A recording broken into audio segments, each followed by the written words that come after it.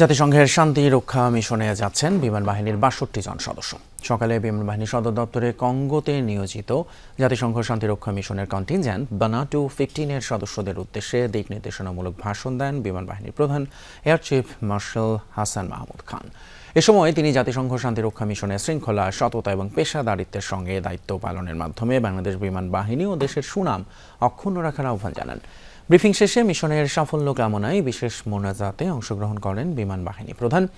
অনুষ্ঠানে বাহিনীর ঊর্ধ্বতন কর্মকর্তা ও স্টাফ অফিসাররা উপস্থিত ছিলেন। বাংলাদেশ বিমান বাহিনীর এভিয়েশন ট্রান্সপোর্ট ইউনিট বানাটুর নতুন কন্টিনজেন্ট শিগগিরই ডেমোক্রেটিক রিপাবলিক কঙ্গোতে জাতিসংঘ শান্তিরক্ষা মিশনে যোগ দেবে। আগামী 25 জানুয়ারি, 2 ফেব্রুয়ারি 2 ধাপে কন্টিনজেন্ট সদস্যরা কঙ্গোর উদ্দেশ্যে ঢাকা ছাড়বেন। আমি দৃঢ়ভাবে বিশ্বাস করি পারস্পরিক সহযোগিতা, নিষ্ঠা, শৃঙ্খলা খুব ইম্পর্টেন্ট এবং সামরিক কমান্ড কন্ট্রোলের সর্বোচ্চ চর্চার মাধ্যমে আপনাদের পূর্বসূরীদের সুনাম আপনারা সমুন্নত রাখবেন। মনে রাখবেন, আপনারা একটি এয়ার কন্টিনজেন্টের সদস্য, অতএব উড্ডয়ন নিরাপত্তা খুব ইম্পর্টেন্ট। অপারেশনাল ডিসিপ্লিন এবং টেকনিক্যাল কমপ্লায়েন্স বিষয়ে কোনো শৈথিল্য গ্রহণযোগ্য নয়।